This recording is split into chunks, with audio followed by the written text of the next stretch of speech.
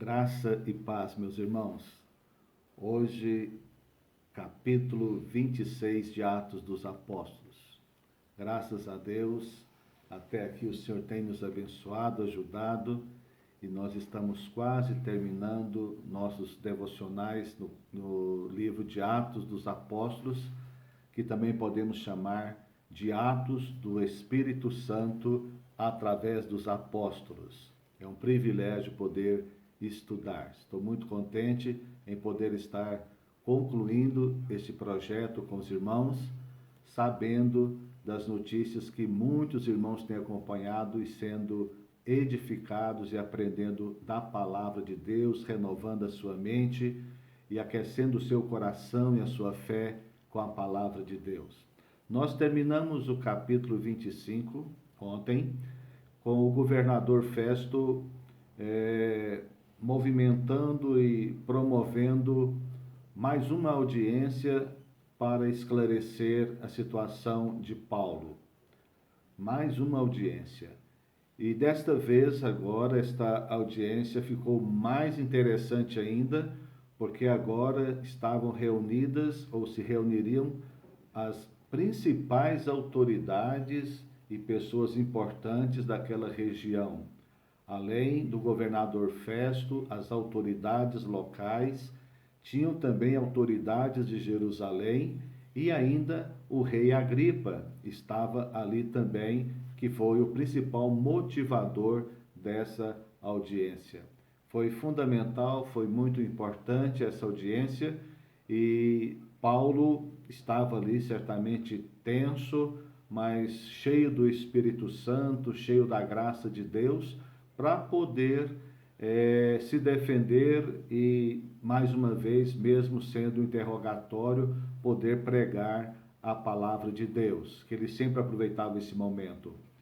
Já logo de início é permitido a Paulo fazer sua defesa, e Paulo não perde tempo, ele dirige-se diretamente ao rei Agripa e ele fala com muito respeito, mas também com muita firmeza ao rei, daquilo que ele tinha no seu coração, na sua mente, de tudo o que estava ocorrendo, e ele afirma ainda que Agripa era conhecedor da sua religião, que Agripa, como judeu, era também conhecedor do que Paulo havia passado e que o que acontecia em Jerusalém e demais localidades da Judéia.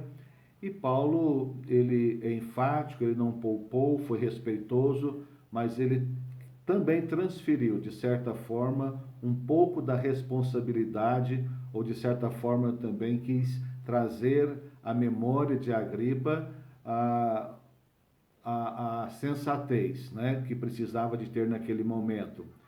Do versículo 4 ao 23, Paulo dá o seu testemunho novamente, e ele prega novamente a pessoa de Jesus, a ressurreição, a mensagem, e ali ele não perde tempo, ele continua testemunhando. Paulo estava sempre dando o seu testemunho. E eu quero destacar alguns desses detalhes que Paulo fala do seu encontro com Jesus. Embora todos os judeus conhecessem a sua história de vida, a sua história de dedicação ao judaísmo, e que ele estava sendo julgado por causa da promessa de Deus a seus antepassados, isso foi parte do seu testemunho, da sua defesa. Inclusive no versículo 8, ele diz assim, porque se julga incrível entre vós que Deus ressuscite os mortos. Então Paulo está falando aos judeus, ao rei Agripa, por que no meio de vocês acham tão difícil, tão complicado ou tão incrível que Deus ressuscite mortos? Porque esta era a essência, era a base, era o fundamento da mensagem de Paulo, que muitos líderes haviam sido levantados em Jerusalém, como haviam se levantado também em todo Israel e em outras nações da terra também, porém todos morreram, mas nenhum ressuscitou. e Jesus havia ressuscitado. É isso que Paulo estava pregando, por isso ele estava sendo perseguido e agora estava diante do rei Agripa e ele continua o seu testemunho, a sua pregação, confirmando que os judeus sabiam de tudo aquilo. Eu quero destacar, como disse, aqui entre o versículo 9 e 23, alguns detalhes do encontro de Paulo com Jesus a caminho de Damasco, quando ele estava perseguindo os cristãos. Olha só, versículo 16, tem 3 detalhes dentro só do versículo 16, importantíssimos. Veja bem, primeiro, quando ele tem um encontro com Jesus, primeira coisa que Jesus fala para ele é o seguinte: levanta-te e firma-te sobre teus pés. Jesus estava dizendo para ele levantar do chão, firmar os seus pés e levantar, ficar de pé, mas isso havia significado espiritual, emocional para a vida de Paulo também. Jesus também estava dizendo para ele: seja firme, seja forte, não tenha medo, você está dentro dos meus planos, dentro dos meus propósitos. O segundo detalhe que Jesus fala para ele é o seguinte: porque por isso te apareci, para te constituir ministro e testemunha, tanto das coisas em que me viste. Olha, é impressionante isso, né? Jesus diz para Paulo: eu providenciei esse momento para que você entenda, porque eu estou te constituindo agora ministro e testemunho do meu ministério, da minha vida, da minha morte, da minha ressurreição e do propósito do reino de Deus. E ele continua, como daqueles pelas quais te aparecerei ainda. Então, Jesus estava dizendo que apareceu naquele momento para ele, falou de propósito para ele, de projetos, mas que ainda apareceria outras vezes para ele para falar outras coisas. E realmente isso aconteceu. E Paulo não tinha como fugir do propósito de Deus da sua vida, porque a sua experiência foi muito forte. Muito forte. O que nós precisamos sempre é de uma ótima experiência, forte experiência com a pessoa de Jesus.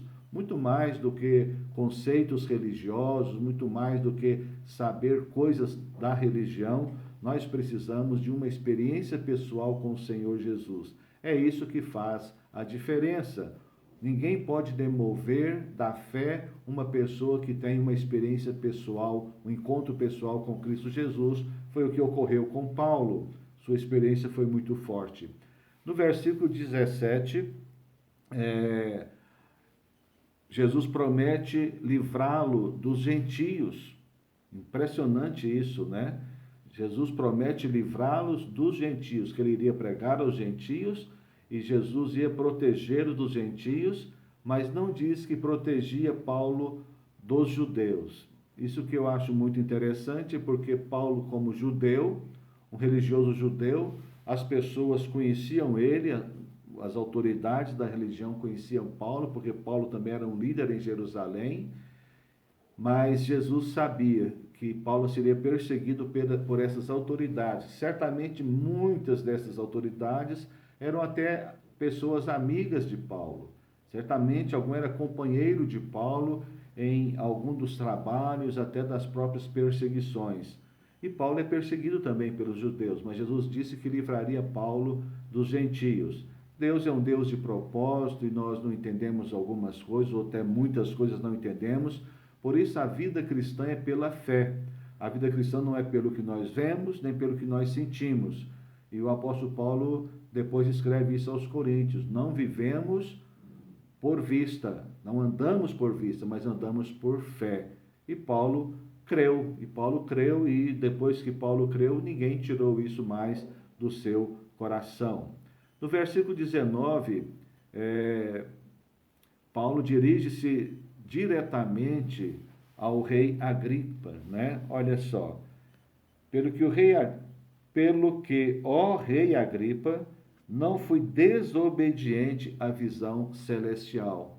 Paulo dá um testemunho dizendo: eu obedeci A minha experiência é real, ninguém vai tirar da minha mente, do meu coração, ninguém vai me demover da ideia, do propósito do meu ministério, porque eu estou sendo obediente ao que Jesus me falou. Estou sendo obediente à visão que eu tive, porque a visão é uma visão celestial, não é uma visão terrena nem humana, é uma visão celestial. Então Paulo foi enfático, foi firme e, dirigindo-se ao rei Agripa, ele falou essas coisas. E com certeza a essa altura o rei Agripa já estava muito preocupado, de certa forma tenso também, porque as palavras de Paulo estavam mexendo com ele, as palavras de Paulo estavam sendo, de certa forma, uma espada penetrante na mente, no coração do rei Agripa, e isso estava incomodando ele bastante, por causa da posição que ele ocupava. E às vezes a posição que uma pessoa ocupa é exatamente o empecilho que a pessoa tem para rejeitar Jesus, ou empecilho de seguir Jesus, porque a pessoa não quer abrir mão de certas coisas, e isso então impede a pessoa de caminhar com Jesus. E com Agripa não foi diferente.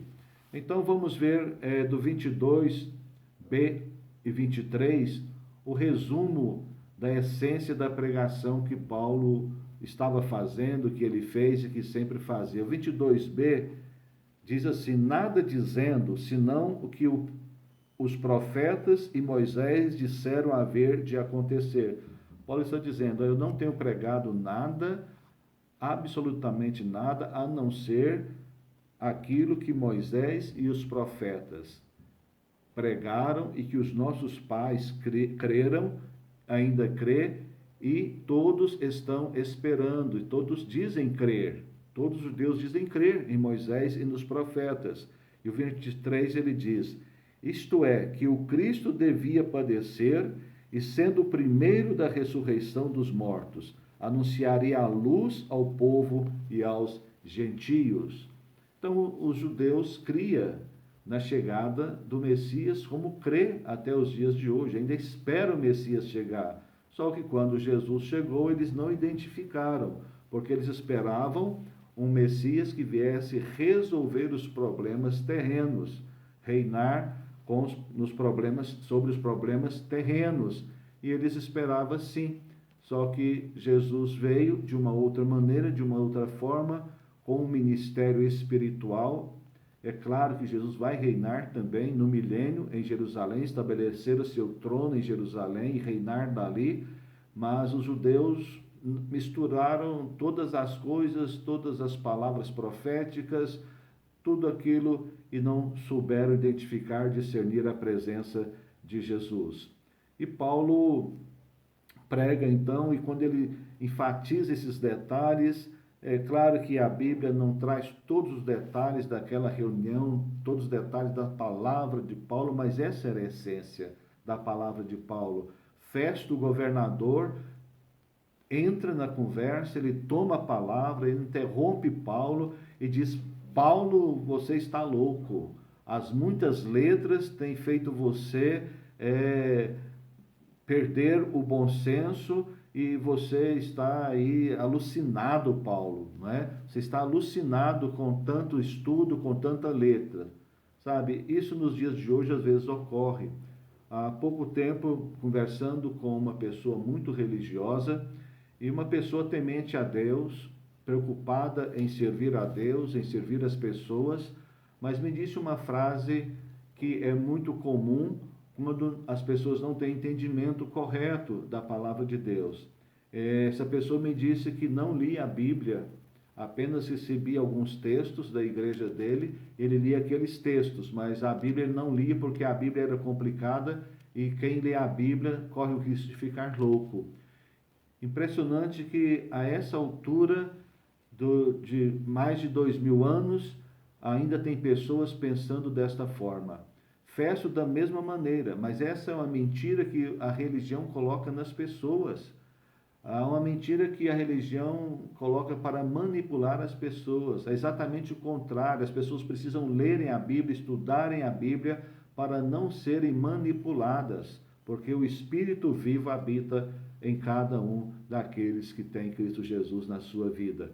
Então as pessoas devem ler, não é? E Festo acha que Paulo está maluco, que Paulo está louco e que Paulo está delirando por falar aquelas coisas, porque aquilo não caiu no coração dele, ele não recebeu aquilo no seu coração de maneira alguma. Mas Paulo diz que não. Paulo diz que jamais, que ele não está de maneira alguma louco, ele está muito convicto do que estava falando e que o rei Agripa sabia de tudo aquilo, que aquilo não era novidade para o rei Agripa. E aquilo impactou muito mesmo o rei Agripa, e Paulo, de certa forma, aperta o rei Agripa para que, diante dos judeus, ele tenha uma posição.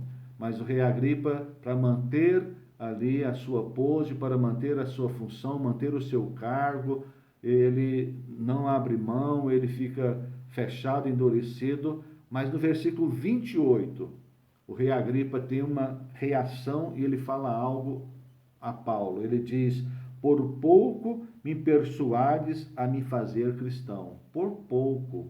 E Paulo diz: por pouco ou por muito, o interessante é que você realmente se tornasse cristão e todos aqui tornassem como eu sou, a não ser, fora essas cadeias, na verdade, exceto essas cadeias, que todos tornassem também como eu sou, seguidor, servidor de Cristo Jesus, ministro de Cristo Jesus, comprometido com o reino de Deus, assim que todos fossem desta maneira.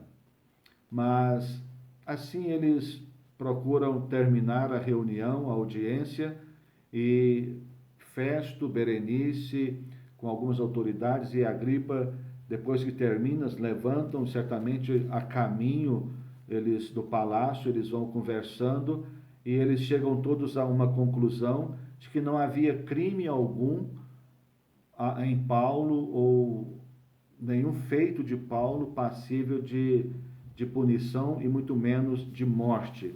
E a Agripa termina dizendo que Paulo podia ser solto, né, no versículo 32, que Paulo podia ser solto, que ele não tem culpa alguma, mas como ele apelou para César, agora ele precisava de ir para César, ele precisava de ir para o imperador, porque, na verdade, esse era o propósito de Deus na vida de Paulo, nesse processo, levá-lo até Roma, porque Deus tinha propósito para ele ali. Amém, meus queridos? Essa é a palavra do capítulo 26 do nosso devocional. Eu quero orar, pedir a Deus que nos abençoe. Abençoe a minha vida, abençoe a sua vida, abençoe a sua casa, abençoe a sua família. Em nome de Jesus, oremos. Pai, obrigado, Deus, pelo tremendo testemunho, experiência e escrituras sagradas que fala do apóstolo Paulo, da sua vida, do seu ministério.